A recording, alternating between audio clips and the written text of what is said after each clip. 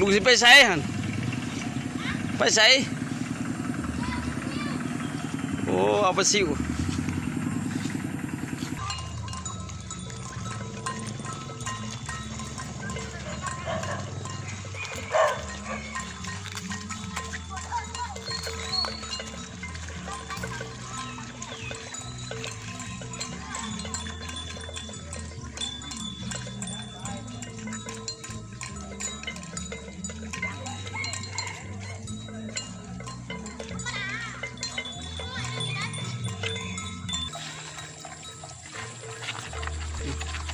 พี่น้องพวกปลาซิวจะลงปลาซิวลงคลอง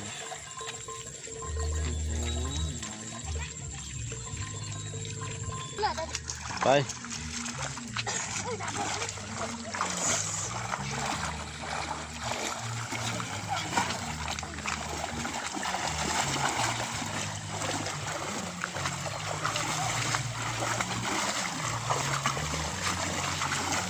ยามตรง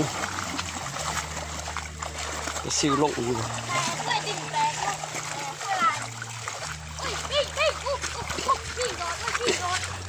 ไปปลาถึงได้หนิ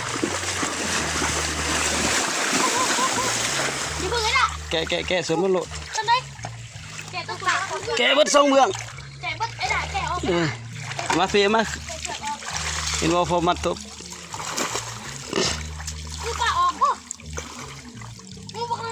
จับเมียนที่ลูกจับสนมันเมียนนี่มันออก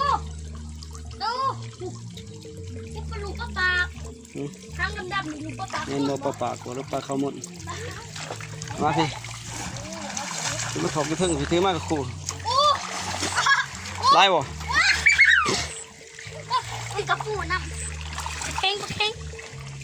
อุ้มลูกปลาคอนี่ลูกปลาคอน้ำเต่าลายนี่ลูกปลาคอตั้งอยู่บนรถแป้นคู่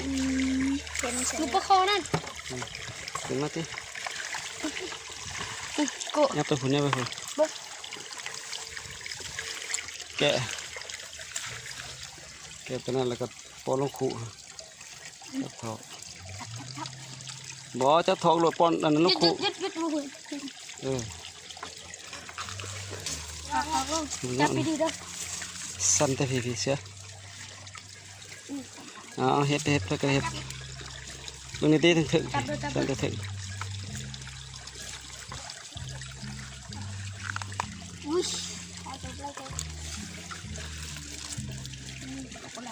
ที่นี่เนี่ยพี่เบิ่งในตีลูกนี่อันนี้มันเหี่ยออกเลยเก็บได้อยู่เนาะนั่นนี่เหี่ยตีลูกตีนตัวเป็นไงเฮ้ยสั่นบ่ลงเบิ่งนี่บ่นี่เบิ่งนี่ลงมันจะไปใส่บ่นี่มันบ่ลงนี่เดี๋ยวเฮ็ดให้มันลงมาสิพี่ไปลูกไปไอ้ด่าพอแล้วเอามาพี่คู่จนจะสั่นไหมตีพี่วิธีสั่นเนี่ยโอ้ลูกปลาคอเด้ใช่เลยลูกปลาคอดีโอ้ลูกปลาคอเนาะ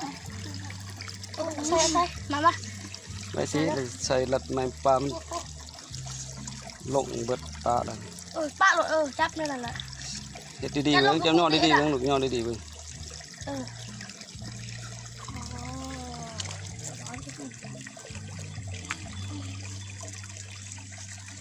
ลงกระคู่ได้ด่ะ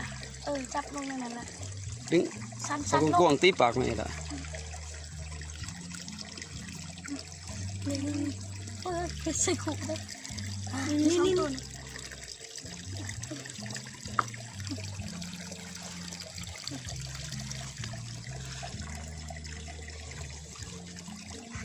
นี่กระปูนำวิไลคือกันนี่ก้อยนึงยังเมื่อบ่นี่ยังเลยก็เล่นน้ำโอ้ยน้อยเด็กหน่อยยังหมักไปกลับก่อนเฮากันดิมือก้อยกินเที่ยง